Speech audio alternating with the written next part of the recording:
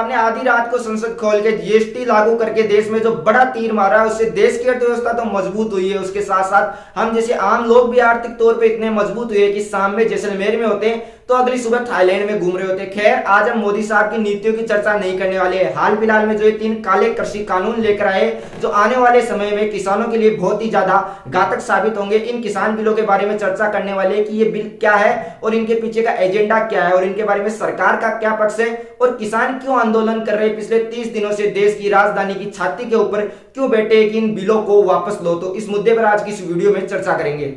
ये जो 3 कृषि कानून लेके आए हैं, इनमें से जो सबसे पहला कानून है वो है कृषि उपज व्यापार एवं वाणिज्य संवर्धन और सरलीकरण। इसके अनुसार ये किसानों को क्या सुविधा दे रहे हैं, किसान अपना माल या अपनी जो उपज है उसे पूरे देश में कहीं भी बेच सकता है, उसे एमएसपी तो मिलेगी, साथ ही प्राइवेट मंडियां आएगी और निजी मंडियां जो आएगी उसे जो प्रतिस्पर्धा बढ़ेगी तो किसान को जो है अच्छा लाभ मिलेगा और जो एमएसपी है उससे ज्यादा भी इसको लाभ मिल सकता है, यानी उससे ज्यादा कीमत किसान को मिलेगी। लेकिन यहाँ पे किसान आंदोलन करते हैं और उन्हें डर है कि एमएसपी बंद हो जाएगी या एमएसपी गिर जाएगी, मंडी के बाहर बेचेंगे तो एमएसपी नहीं मिलेगी और अगर कुछ समय के लिए एमएसपी से ज्यादा पैसा किसानों को मिलता है और किसान लगातार प्राइवेट मंडियों में या मंडी के बाहर अनाज बेचेगा तो कुछ समय बाद में देश की जो मंडी व्यवस्था है वो पूरी तरीके से चौपट हो जाएगी, जो मंडियां हैं वो पूर्ण रूप से खत्म हो जाएगी। ऐसे में किसान के पास बाद में बाहर बेचने के अलावा कोई ऑप्शन नहीं होगा और उसे जो धन्ना सेट होंगे या जो प्राइवेट मंडियां निर्धारित कीमत करेगी उसी पर बेचना पड़ेगा। और ऐसा देखने को भी मिलता है, बिहार में ये कानून 2006 में लागू कर दिया था। वर्तमान में हम बात करें तो मक्के की एमएसपी लगभग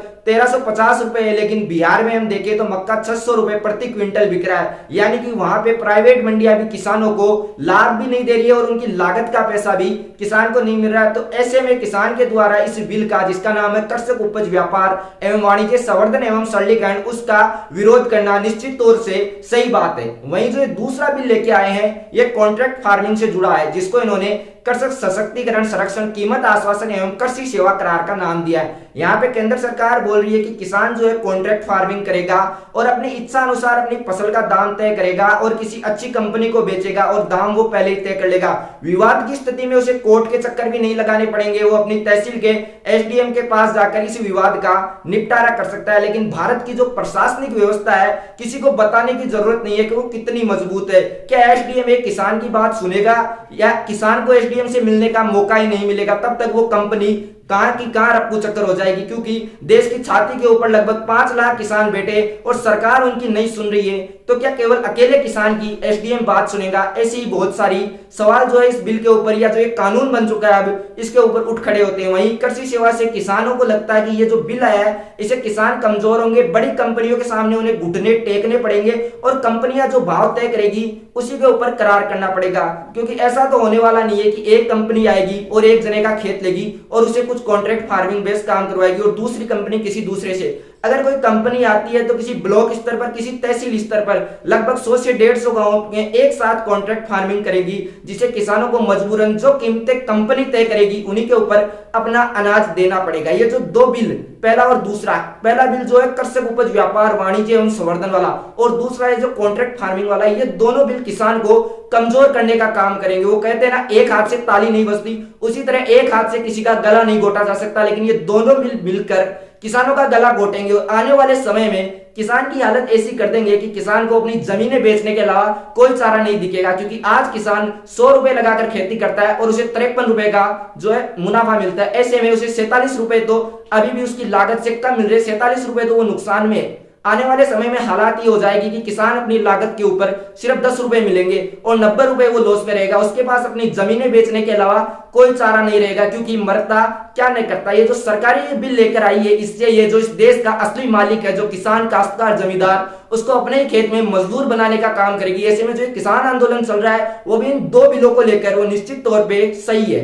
और जो तीसरा कानून मोदी सरकार लेके आई है आवश्यक वस्तु वाला, इसमें इन्होंने संशोधन किया है। ये जो पहले से कानून था उसमें संशोधन करके इन्होंने जो आलू प्याज जैसी कुछ जरूरी वस्तुएं हैं उनको बाहर कर दिया गया कि युद्ध और अकाल की स्थिति के अलावा कोई भी किसान, व्यापारी इनका जो है भंडारण कर सकता है, स्टोरेज कर सकता है। ऐसे में सरकार का पक्ष ये है कि आलू प्याज जैसी जो आवश्यक सेवाएं हैं या आवश्यक वस्तुएं हैं, इनको आवश्यक वस्तुएं बोलेंगे, ये आवश्यक वस्तुएं इनका किसान जो स्टोर कर सकेगा या इनका जो है भंडारण कर सकेगा और आने वाले समय में अच्छे दाम पर इन फसलों को बेच सकेगा। लेकिन यहाँ पे किसानों का ये है कि जब भंडारण बढ़ेगा तो कालाबाजारी भी निश्चित तौर पे बढ़ेगी, लेकिन कालाबाजारी किसान ही, पूंजीपति और व्यापारी करेंगे, क्योंकि आलू प्याज जैसी वस्तुओं को स्टोर करने के लिए या भंडारित करने के लिए जिन माध्यमों की आवश्यकता होती है वो किसी भी किसान के पास नहीं होंगे, लेकिन बड़ी कंपनियां आएगी, किसानों से सस्ते दामों में यही चीजें खरीदेगी और उन्हें भंडारित करेगी, और जब इनके दाम बहुत ज्यादा बढ़ जाएंगे तो सरकारों के साथ डील करके इन्हें ऊंचे पैसे में बेचेगी। ऐसे किसान को तो इससे घाटा होगा ही होगा, लेकिन जो भारत की आम जनता है, जो गरीब जनता है, वो इससे लूट जाएगी, पिस जाएगी। आने वाले समय में हालात ही हो जाएंगे कि जनता भूखी मरेगी, क्योंकि आलू प्याज जैसी आवश्यक चीजों के साल में एक बार इतने दाम बढ़ जाते हैं कि भारतीय मीडिया है जो विधवा विलाप करती है कि प्याज की कीमतें आसमान छू रही है, और ये बिल अगर वापस नहीं लिया जाता है तो आने वाले समय में भारतीय मीडिया रोज शाम में जिस प्रकार पाकिस्तान और चाइना पे ब्रह्मोस मिसाइल लेकर हमला करता है, उसी प्रकार आलू प्याज की कीमतों को लेकर रोज शाम में विधवा विलाप करेगी और अपनी चूड़ियां तोड़ेगी। हालांकि हाल फिलहाल में कुछ नहीं बोलेगी, और ये बिल किसानों के साथ साथ मध्यम वर्ग और जो गरीब वर्ग है उसको इतना ज्यादा प्रभावित करेगा कि वो सोच भी नहीं सकते। लेकिन आज जो ये लोग हैं, विशेष रूप से मध्यम वर्ग के लोग, ये इनके खिलाफ आवाज नहीं उठा रहे, और कुछ चिलगोजे तो ऐसे कि इस बिल को सही बता रहे हैं और इन तीनों बिलों को सही बता के किसानों को गलत ठहरा रहे। तो चलिए अब हम बात कर लेते हैं कि जो ये अंधभक्त है या विशेष रूप से बीजेपी की आईटी सेल के दिहाड़ी मजदूर है, ये इन किन तथ्यों के ऊपर इन बिलों को सही बताते हैं और जो मोदी है उसको किसानों का हितैषी बताते हैं। और जो ये आईटी सेल के दिहाड़ी मजदूर है, इनका सबसे बड़ा मुद्दा तो ये है कि प्रधानमंत्री जी ने जो किसान सम्मान निधि योजना चालू करके किसानों को हर साल 6,000 रुपए दे रहे हैं, उससे किसानों के पास इतना पैसा आ रहा है। भाई साहब, मैं अपनी वीडियो का एक हिस्सा ऑस्ट्रेलिया में शूट करता हूँ, दूसरा हिस्सा दुबई में, तीसरा हिस्सा पेरिस में, और कभी कभार पैसे कम होते हैं तो ताजमहल के बाहर बैठ के भी शूट कर लेता हूँ। किस वजह से? मोदी साहब ने इतना पैसा दिया, 6,000 रुपए सालाना जो हमको दे रहे। पहले कोई ऐसा कोट पहन के घूमता था, मेरे को लगता था वाह यार शेर छपा हुआ कोट है, चीता छपा हुआ कोट है। मोदी साहब ने पैसे दिए तो पता चला यार ये तो पूमा है कुछ। जेब से रुमाल निकालते हैं ना, हाथ पूछने के लिए पैसे निकलते। किस वजह से? मोदी साहब ने इतने पैसे, 6,000 रुपए हम किसानों पे जो सालाना एहसान कर रहे हैं ना, उसकी वजह से। अरे किसान जो इस देश का मालिक है, तुम उसके ऊपर एहसान कर रहे हो, जिसका खाते हो उसी को गलत बता रहे हो। मोदी जी ने आज भी किसान सम्मान निधि की जो एक छोटी सी राशि है, जो एक किस्त है, वो जारी की, और इस दौरान वो लाइव भी आए। उन्होंने अपने जो लाइव में जितनी बार किसान शब्द नहीं बोला, उससे ज्यादा उन्होंने बंगाल का जिक्र किया। उन्हें किसान की चिंता नहीं है, उन्हें काश्तकार की चिंता नहीं है, उन्हें बंगाल चुनाव की चिंता है। उन्हें बंगाल का चुनाव जीतना है। किसान काश्तकार हारे तो हारे, देश लूटे तो लूटे, देश का गरीब मरे तो मरे, देश का जवान मरे तो मरे, लेकिन भारतीय जनता पार्टी चुनाव जीतनी चाहिए। उनका मुख्य उद्देश्य यही है। वो प्रधानमंत्री बाद में और भारतीय जनता पार्टी के स्टार प्रचारक पहले। और ये जो कुछ दिहाड़ी मजदूर बोलते हैं मोदी साहब कह रहे उसे हजारों लाखों करोड़ों लोगों ने चुनकर प्रधानमंत्री बनाया, वो गलत हो सकते हैं क्या? अरे नहीं हो सकते भैया, बिल्कुल गलत नहीं हो सकते। 100 दिन में वो काला धन वापस लेके आ गए, 15 लाख रुपए मेरे खाते में पड़े, उनके ब्याज से तो मैं इतना मोटा हो रहा हूं, इतना खा रहा हूं, फिर भी पैसे खत्म नहीं हुए रे। इतने पैसे मोदी जी ने हमें दिए। और साहब उन्होंने नोटबंदी करके जो आतंकवाद की कमर तोड़ी है, उसके बाद एशिया से आतंकवाद बिल्कुल खत्म हो गया है। 2006 में कोई पुलवामा अटैक हुआ था, लेकिन 2016 के बाद कुछ नहीं हुआ। मोदी साहब ने आतंकवाद की कमर बहुत तगड़ी तोड़ी है, और जीएसटी के बाद तो देश की अर्थव्यवस्था इतनी मजबूत हुई है कि कुछ बताने की जरूरत नहीं है। ये किसानों की हालत बद से बदतर करना चाहते हैं। और ये आईटी सेल के दिहाड़ी मजदूर, इनके पिताजी 10,000 में नौकरी करते हैं, लेकिन इनको 100 रुपए पर पोस्ट मिले तो इनको किसान गलत लगेगा। लेकिन जिस दिन ये प्याज 200 रुपए किलो खरीद कर खाएंगे, बोलेंगे वो 100 रुपए मेरे को फोड़ा डाल रहे हैं। तो ये इनका जो मुख्य एजेंडा है। और कुछ लोग बोल रहे हैं कि लंगर चल रहे हैं, वहां पे ये चल रहा है। यार तुम लंगर खाने जा रहे हो या फिर जो भी चल रहा है तुमसे तो नहीं ले रहे। किसान अपने बलबूते पे जो कुछ कर रहा है, तुमने उसमें कितना सहयोग दिया है, मुख्य मुद्दा ये।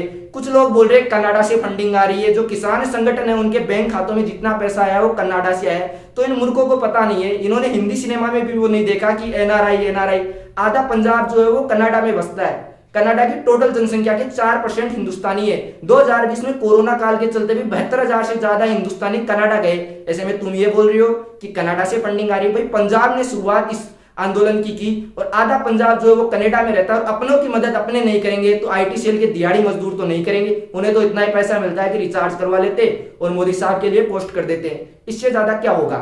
तुम थोड़ा किताब क्यों नहीं पढ़ते कि कनाडा में कितने इंडियन है?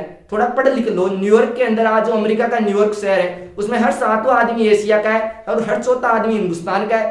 कल को अगर वहां से फंडिंग आएगी तो तुम बोलोगे ये तो जो बाइडेन, ये तो वामपंथियों का समर्थक है, वामपंथ को पैसे दे रहा है, देश को तोड़ना चाहता है। असल में टुकड़े टुकड़े गैंग तो ये लोग हैं जो सत्ताधीश बनकर बैठे हुए हैं ना, ये देश के किसान को, काश्तकार को खत्म करना चाहते हैं और उसे अपने ही देश में मजदूर बनाना चाहते हैं। ये कानून गलत नहीं, इनकी मंशा ही गलत है।